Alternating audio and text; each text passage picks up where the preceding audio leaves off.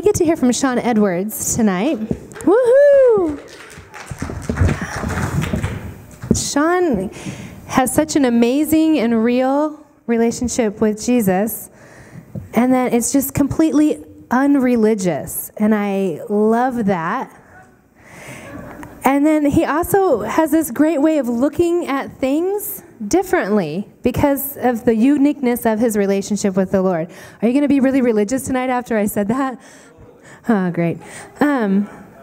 So I would encourage you to allow his words and his way of looking at things to impact the way you've always seen.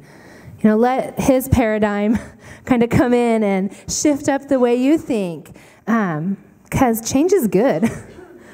It just is. So if you would, please welcome our very own Sean Edwards.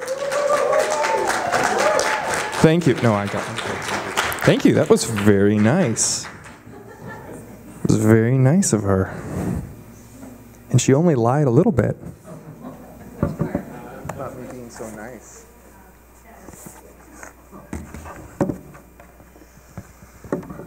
So I am going to attempt to keep this fairly short tonight because I am still getting over a sore throat.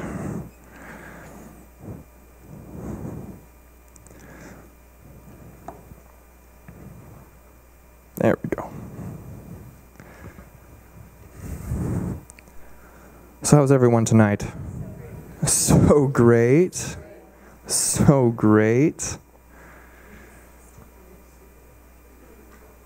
Well, thank you for coming. I always have fun when I'm here, either doing worship or talking. And you guys are a great group of people to hang out with. What I'm going to share with you tonight comes out of when I was in Fresno, trying to figure out the best place for this. I don't want to forget about it, but it's going down there. As most of you know, I spent 2 years at Bethel, technically 3 years with Bethel, because my third year internship was off-site. It was through Bethel, but it was not at Bethel. And Bethel, like so many other communities, I don't think they're 100% unique in this. I do think that their messaging is fairly unique.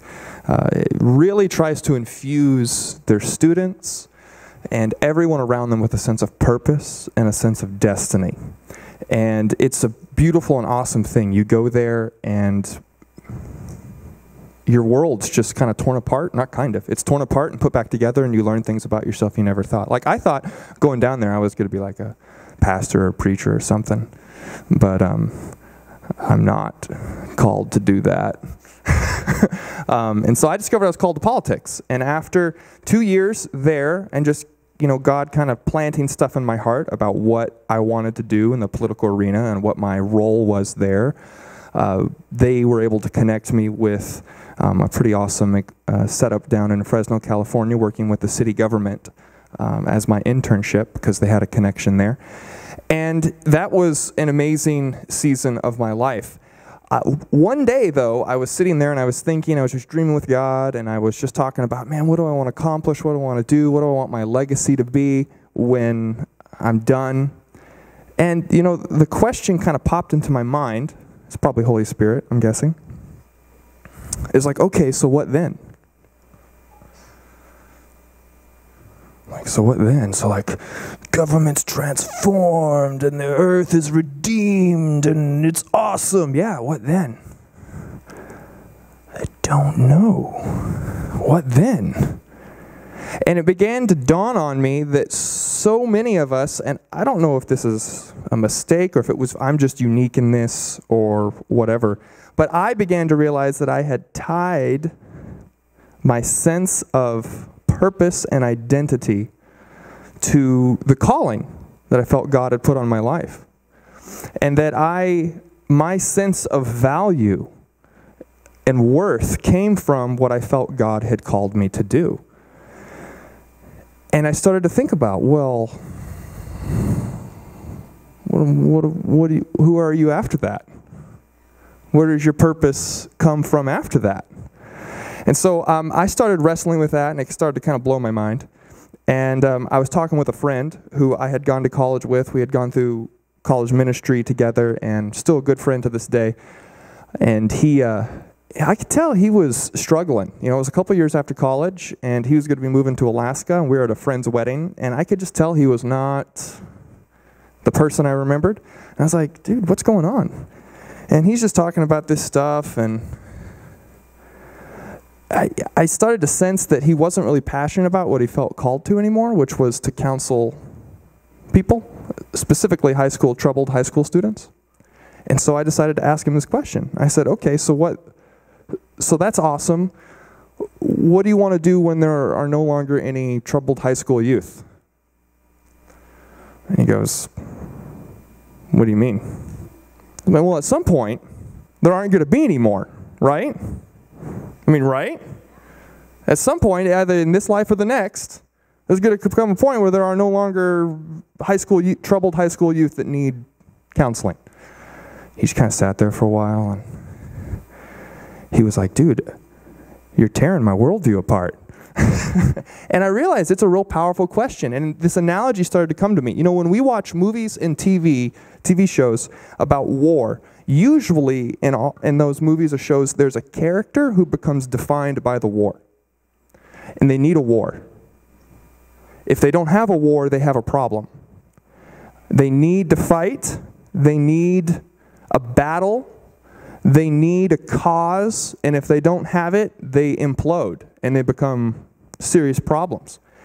And I began to see this as an illustration and analogy, and I felt like the question that God had originally posed to me had taken a new form, and it came to this: who are you after the war? This is a war, you know. Christianity, the world, we're born into a war.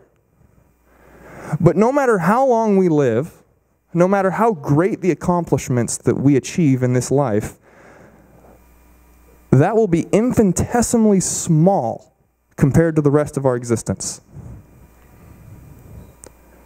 Tiny, teeny. Might even forget it. It's going to become so small at some point. I mean, even if we live, you know, I'm going to get a little sciencey here. Even if we continue to exist inside space-time, you know, like we're not just in heaven, divorced from time, but we're in time. You know, if you live for 5,000 years in a redeemed eternity, what's 80 years? If you live 10,000 years, 100,000 years, what's 70 years?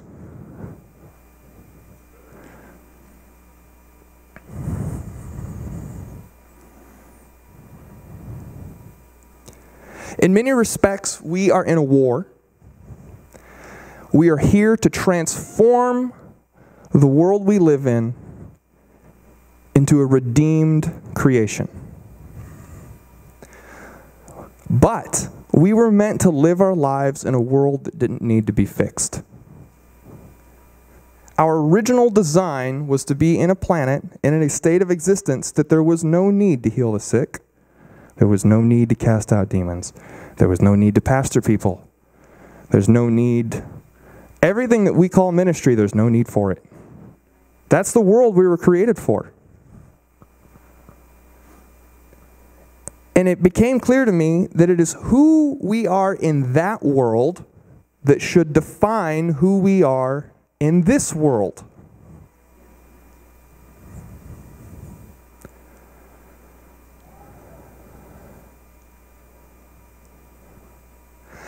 Going to Bethel, I have so many friends that, you know, for great reason, they discovered, oh, I'm supposed to transform this. I'm supposed to heal the sick. I'm supposed to raise the dead. And looking back, I realize how so easy it is to get tied into that. And to realize that your mission becomes your identity. And if we go back to those war movies, those soldiers always had something to fight for. They were always fighting for a world back home, to defend their friends, to defend their family. They were fighting for a life, a very tangible life, not some obscure idea of a war-free life. They had pictures. They had pictures of their girlfriends or their wives or their families. They have jobs that they enjoy. Hopefully they enjoy. You know, they have things that they're doing. And so when they're charging the trenches, when they're in the cockpit, when they're doing this sort of thing, they're looking at those things. That's why they fight. They're fighting because they want to preserve or to create that world. They are not a pilot. They are not an infantryman. They are not a pastor. They are not an evangelist. They are not called to transform the marketplace. That's their mission. That's not who they are.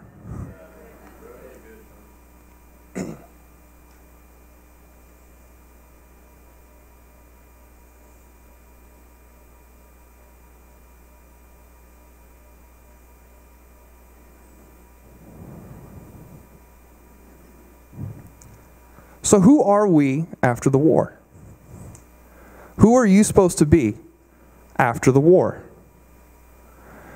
I think the Bible gives us some clues, but there's a lot of room to speculate here. And we're not going to go into the whole debate about who, is eternity going to be here on a redeemed earth, or are we going to be in some ethereal heaven that's outside of space-time, whatever, however we want to talk about that. Let's just sidestep that. But we can look back, and whether or not you want to take Genesis literally or figuratively, I believe that there are clues. There are definite footprints, fingerprints, and signs of who we're supposed to be, what life was meant to be like, and then that needs to define who we are in the here and now as we take on our mission. And originally I had 4 points, but I actually think there are 3. And I like odd numbers better when you're listing things out, so that works out great.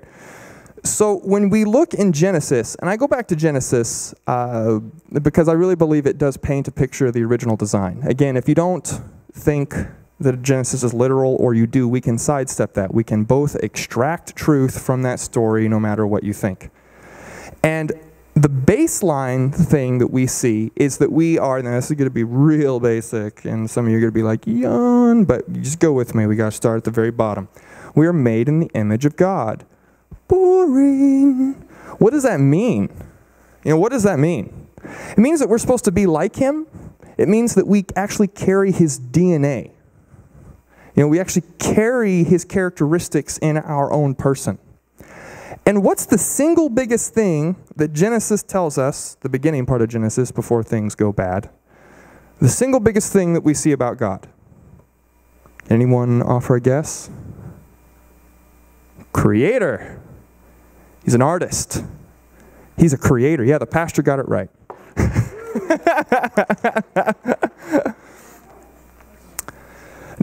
So He created the world. He created sunsets. He created space. He created nerve endings that allow you to feel wind, and taste buds that allow you to taste delicious things. He's a creator. And if we carry that DNA, then we are creators as well. We are designed to be creative. Now, that doesn't mean that everyone's a painter and everyone's an artist, but it means that we take ideas that don't exist in the world and we make them a reality. Does that sound like anyone you know? There's a quote by John G. Lake that says, "We follow in the footsteps of a God who speaks to things that are He speaks to things that are not as though they are, and they come into being, and those things that are as though they're not, and they cease to exist." Like, that is our lineage, that is our heritage, that is what we are designed to do. We create. But not only did He create us to create, He cultivated that in us. He gave Adam, or humanity, the right to name the animals. Now, a lot of people speculate that based on the language in the Hebrew and the culture that was written in, and this wasn't just naming, that He was actually defining the characteristics of these animals, which I think makes a lot of sense. Which you see God pulling humanity into the creation process, saying, look, I created this planet. There are these animals. I don't know what they do yet. What do, Adam? Which I think is pretty cool. By giving Adam influence over naming the animals, God invited Adam, or humanity, to join Him in determining how the world would evolve. I don't mean that in the Darwinian necessarily, just what it would look like. He asked us to help Him finish the painting, is one way of looking at us. Next, and related, He also called us to be productive, but not to toil. Because if you remember, toiling came after everything went bad. Before that, they were supposed to expand the garden, which implies that the boundaries beyond the garden were not evil, they were not fallen, but they were definitely not tame. And so what's his mission? He says, all right, you creative beings that like me, you just winked at me. I think it was by accident, but I'm still just sitting there, a deadpan facial expression from Michelle.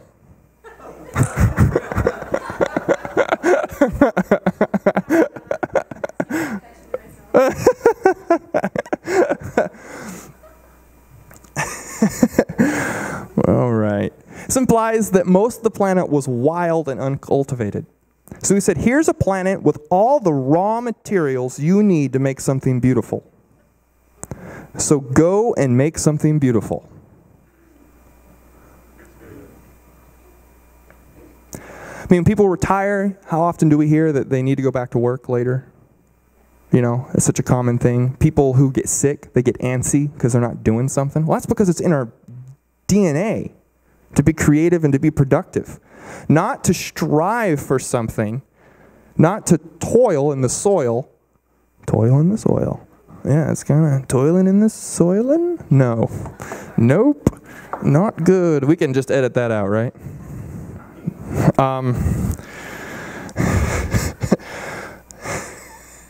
I keep distracting myself. I'm sorry. Okay, we're called to be productive, all right? We need to do things. We need to be creative, and we need to be productive. And it's not from striving. It's from a place of, like I said earlier, it's like you have this desire. You want to create this building. You want to create this artwork. You want to come up with a new way to do something. Innovation, business creativity. Like, creativity takes many forms, and it has to be productive. We have to see something so that we can step back and we can go, look at what I made. I mean, whoever made this probably likes looking at it, you know, because it's awesome, and they made it. I know that the stuff I make, sometimes I just want to look at it. You know, it's like, oh, look at that. Don't look too close. It's not perfect, but look at that. You know, that's what we're called to do. Now, finally, God created us to enjoy life. I mean, why did he create us? Because he wanted to. Because it brought him joy. You know, after we go through the whole rigmarole of the fall and redemption, what does Hebrews tell us? Why Jesus endured the cross? For the joy set before him. For a redeemed people. For the plan to get back on track. You know, he gave us, like I said earlier, taste buds to enjoy delicious food. And he said, enjoy the fruits of the garden. He wrote it into us to love life and to love creating and to love being productive and to being with each other. That was the whole point. Think about it. The whole point that God had for this was that he would create a world where we could be happy. And we could create things that make us even more happy. And that brought him joy to be a part of that. It's just a big joy fest.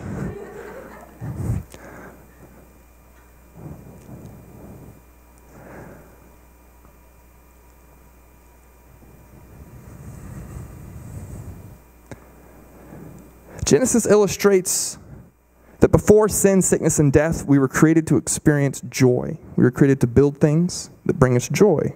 We were created to be productive that would bring us joy. We were created to eat delicious food, which would bring us joy. The meaning of life has one word: joy.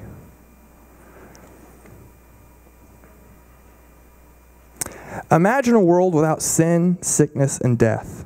There's no theft. There's no murder. There's no poverty. There are no wars. There are no hospitals.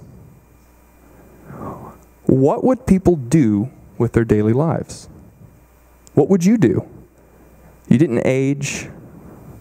You didn't decay. You didn't get sick. There wasn't 70, 80, 90 years and then you're out of here. There was no end. No end in sight. You stayed like a healthy 22-year-old forever. What would you do with your lives? Artists would paint pictures and write music. Innovators would build new gizmos and tools that make life easier. Okay, side tangent. is in college, me and some friends, we would get into these philosophical, theological debates. Like, this is a silly one. Did God invent ice cream or did we? Think about that. Because technically we did. But was it his idea that he planted to us, or did he give us the creative capabilities to come up with it? But he hadn't actually specifically thought of ice cream. Not that he couldn't have. I don't know. It's an interesting thought. Artists would paint pictures and write music. Innovators would build new gizmos and tools that make life easier. We'd build beautiful buildings. We'd have barbecues and enjoy company with our friends and family. There'd be no time limit. There'd be no war to fight. There'd be no toiling that needed to be done. We would explore and push the boundaries of our limitations. I mean, think about airplanes. That's pretty awesome that we figured that out. We're really smart. We figured out how to send people to the moon. I mean, who knows what we could do if we didn't have to worry about the poor and the sick and wars and life was awesome. Like, imagine what we could create, the works of art, the types of music. Imagine the realms we could explore. I mean, I like to think that God actually created not just earth for us, but everything out there. And that at some point, you know, there are these natural limitations to things that we keep finding a way around. But all in due time, you know. What would the world look like if there was no end and there was no poor or poverty or sin or sickness or death? What awesome technological advances would we create? Like I said, what music would we write? I don't know. But that's the question. In that world, who are you? Who were you meant to be in that world?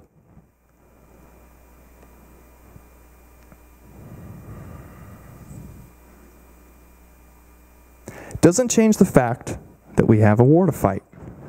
But it does change why we fight, and it changes how we look at that fight, and it changes who we are in it.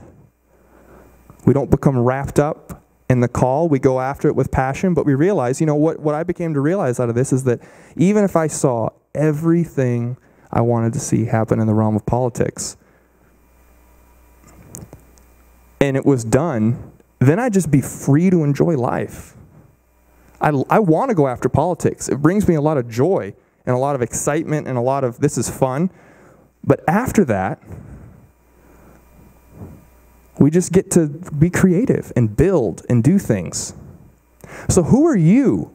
What does that look like? You know, I would encourage you to spend some time thinking, okay, in a world where there's no sin or sickness or death, where you stay 22 forever, who are you then? December 2017. But seriously, I think this is very powerful. It's changed the way I look at my life, totally, radically. It changes the reason that I fight the war, because my war is no longer, oh, I need to fix the world. My fight is, I want to invite these people around you. I want you to live. This is what we're trying to build. Let's do this together. So that's what I want to leave you with. Who are you after the war? And if things had gone according to plan, okay, you know, did God plan the fall or not? Sidestep that. If things had not gone poorly, who are you meant to be? And how does that affect your life today and your mission that you have today?